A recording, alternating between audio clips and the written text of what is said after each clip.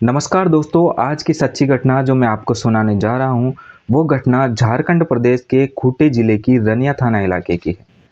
ये एक अपराध की कहानी ही नहीं बल्कि हमारे समाज के संस्कारों और नैतिक मूल्यों पर सीधा-सीधा प्रश्न चिन्ह खड़ा करती है। उस रात की दरिंदगी जो उन लड़कियों के साथ हुई, उस दरिंदगी की चीखें आज भी उन लड़कियों के कानों में ज़ोर-ज़ोर से गूंजती है।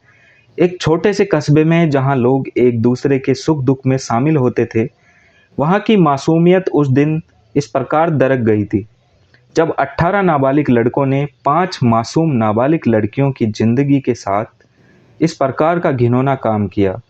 इसके बाद उनकी जिंदगी हमेशा के लिए बदल गई। ये कोई साधारण घटना नहीं थी, ये उस सोच का परिणाम था जो महिलाओं को सिर्फ वस्तु समझती है। ये कहानी केवल एक घटना नहीं बल्कि एक समाज के गिरते हुए नैतिक स्तर का आईना है। 5 लड़कियों के परिवार थाना पहुंचते हैं और वहां जाकर वे घटना की जानकारी पुलिस को देते हैं, उनकी जो बेटियों के साथ हुआ उसके बारे में। इसके बाद पुलिस इस मामले को गंभीरता से लेती है और 18 लड़कों को गिरफ्तार कर लेती है। उन सभी 5 लड़कियों की उम्र 12 से 17 साल के बीच रही होगी। लड़कों की उम्र भी कुछ इस प्रकार ही थी, 13 साल से लेकर 17 साल के बीच। जब उन 18 लड़कों से पुलिस पूछताछ करती है और उनसे पूछती है कि तुम में से कितने लड़कों ने ये गंदा और घिनौना काम किया है इन लड़कियों के साथ, तो उनमें से 12 लड़कों ने हाथ खड़ा किया और कहा कि सर, हमने किया है ये काम। वो ये सब इस तरह बता रहे थे कि जैसे उन्होंने कोई अपराध ही ना किया हो। जब कुछ गांव वालों से इस बारे में पूछा जाता है तो पता चलता है कि उन लड़कों ने उस दिन ब्लू फिल्म देखी थी और उन्होंने वैसा ही आजमाने की कोशिश की। जब बाद में इसकी खबर टीवी, अखबार और सोशल मीडिया के माध्यम से लोगों तक पहुंचती है, तो प्रदेश में गुस्सा छा जाता है। प्रदेश और देश के लोग मांग करते हैं कि इनको कड़ी से कड़ी सजा होनी चाहिए। पुलिस के सामने अब चुनौती होती है कि इन आरोपियों को जल्दी से जल्दी, बड़ी से बड़ी, कड़ी से कड़ी सजा दिलाई जाए। नमस्कार दोस्तों, आज की ये कहानी झारखंड प्रदेश के खूंटी जिले की रनिया थाना इलाके की। कहानी शुरू करें उससे पहले मैं आपसे गुजारिश करता हूं कि अगर आपको मेरी ये वीडियो पसंद आती है तो आप वीडियो को लाइक कीजिए और चैनल को सब्सक्राइब जरूर कीजिए। चलिए दोस्तों, शुरू करते हैं। रनिया थाना क्षेत्र की एक जगह शादी समारोह का प्रोग्राम था। शादी समारोह से पहले एक प्रोग्राम हुआ करता है, वहाँ लोटा पानी का प्रोग्राम। उस प्रोग्राम में कुछ पास के ही गांव की लड़कियां शामिल होती हैं। 21 फरवरी 2025 की शाम को वो लड़कियां उस कार्यक्रम में शामिल होती है। वो लड़कियां उनके रीति रिवाज के हिसाब से नाच गाना और जो भी रस्में होती है वो उनका एंजॉय करती है, खाना वाना खाती है, डांस वांस करती है और इस प्रकार 9:15 बज जाते हैं और वो अपने घर लौटने का सोचती है कि अब हमें रात बहुत हो गई है, घर चलना चाहिए। और पांचों लड़कियां नाबालिग होती है, किसी की उम्र 13 तो किसी की 14, किसी की 15, मैक्सिमम एक लड़की की उम्र 17 साल होती है। इनमें से ही कुछ लड़कियां बोलती है कि यार हमें घर चलना चाहिए, रात बहुत हो गई, हमें नदी पार करके जाना है। इनमें से ही कई लड़के भी इसी लोटा पानी प्रोग्राम में शामिल होते हैं। इन लड़कों को पता था कि ये लड़कियां घर जरूर जाएगी। जैसे ही लड़कियां नदी के किनारे तक पहुंचती है घर जाने के लिए, देखते ही देखते वहाँ 18 लड़के जमा हो जाते हैं। 18 लड़कों की भीड़ जमा हो जाती है जो इसी उम्र के होते हैं, 13 से लेके 17 साल के। बल्कि उनमें से 1-2 लड़के ही 15 साल से ज़्यादा उम्र के थे, बाकी सभी 15 साल से कम उम्र के थे। 18 लड़कों ने उन 5 लड़कियों को दबोच लिया। जैसे कि कोई भूखा भेड़िया घात लगाकर अपने शिकार को दबोचने के लिए बैठा होता है, उसी प्रकार उन लड़कों ने उन लड़कियों को दबोच लिया और उनको जंगल के रास्ते से पहाड़ी की तरफ ले जाने की कोशिश करते हैं। जब ये लड़के अपने आप को बचाने की कोशिश करने के लिए चीखती चिल्लाती है जोर जोर से, लेकिन कोई सुनने वाला नहीं था। जगह सुनसान थी, जंगल का इलाका था, कोई नहीं सुनता है। लेकिन वो लड़कियां अपने आप को बचाने के लिए चिल्लाने के अलावा और उस टाइम कर भी क्या सकती थी। और वो जैसे ही ज़्यादा ज़ोर से चिल्लाने लगती है तो उनका मुंह बांध लिया जाता है और मुंह बांध के उनको पहाड़ी की तरफ ले जाया जाता है ज़बरदस्ती। ले जाते टाइम जैसे ही उनमें से एक लड़की जो पीछे वाले लड़कों के ग्रुप के साथ चल रही थी, वो मौका देखकर 2-3 लड़कों के हाथ को अपने दांतों से इतना ज़ोर से काटती है। वो लड़के कुछ समझ पाते हैं उससे पहले ही वो भाग निकलती है। ऐसा करने के बाद उनमें से एक और लड़की मौका देखकर वैसे ही करती है और वो भी मौका देखकर उनके चंगुल से भाग निकलती है। अब दोनों इतनी ज़ोर से भागती है और नदी के पास पहुंचती है और नदी के पास पहुंचने के बाद वह अपने गांव की ओर दौड़ती है। और जैसे ही वह अपने गांव में पहुंचती है, पहुंचने के बाद गांव वालों को वो सारी खबर बताती है कि हम ऐसे ऐसे शादी से लौट रहे थे, वहाँ पर हम ये कुछ 18-20 लड़कों ने इस तरह से पकड़ा और उधर पहाड़ी की तरफ ले गए। जैसे ही गांव वाले ये लोग सुनते हैं इस खबर को, तो वो तुरंत पुलिस को सूचना देते हैं और गांव के बहुत सारे लोग लाठी डंडे और जो हाथ में आया वो लेकर पहाड़ी की तरफ जंगल के रास्ते निकल पड़ते हैं। और उधर वो 18 लड़के जिनकी उम्र 17 साल से कम बताई जाती है, उनमें से केवल 17 साल के तो 2-3 लड़के ही थे, बाकी सब लड़कों की उम्र 15 साल से छोटी होती है।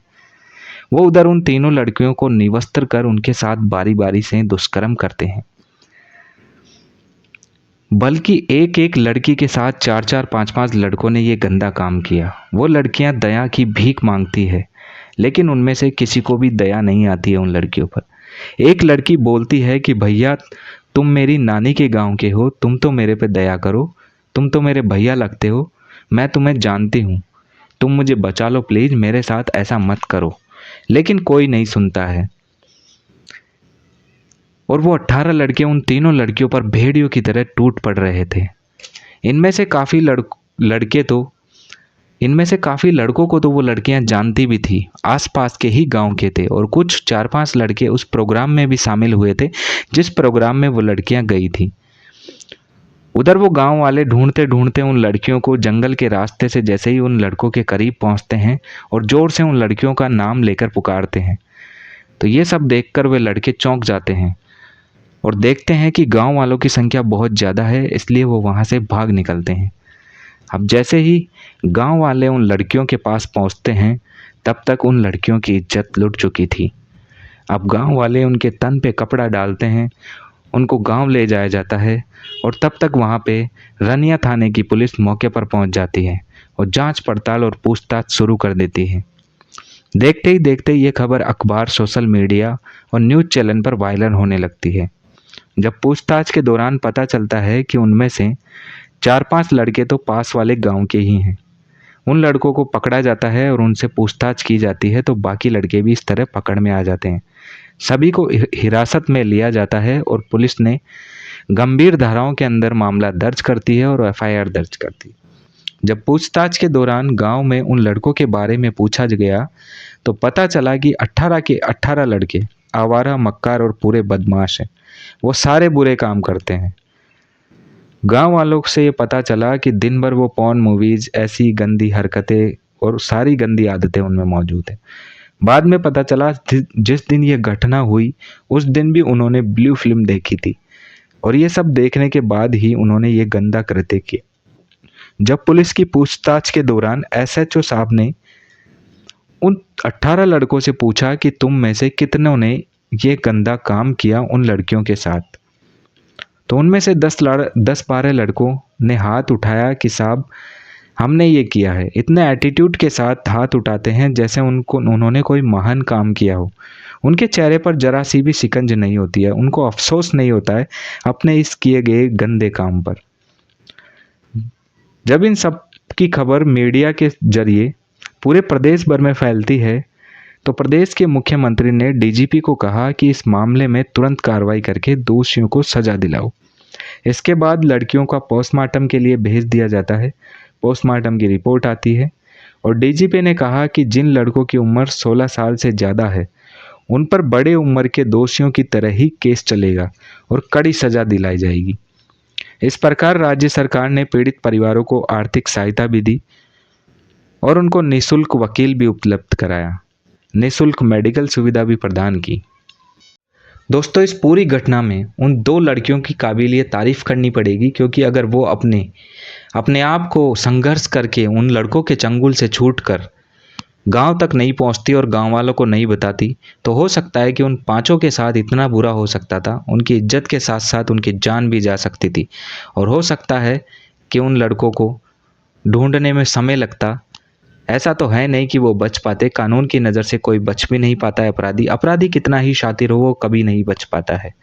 लेकिन ये कहानी केवल एक घटना नहीं बल्कि एक समाज के गिरते हुए नैतिक स्तर का आईना दिखाती है हमें।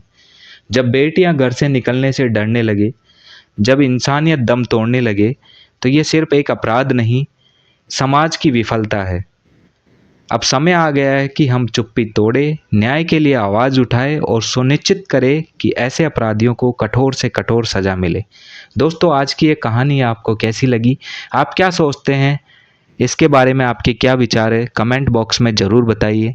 ऐसे अपराधियों के साथ क्या होना चाहिए? अगर आपको ये वीडियो अच्छी लगी हो तो वीडियो को लाइक कीजिए और चैनल को सब्सक्राइब कीजिए। मिलते हैं एक नई कहानी के साथ नए वीडियो में, तब तक के लिए जय हिंद, जय भारत।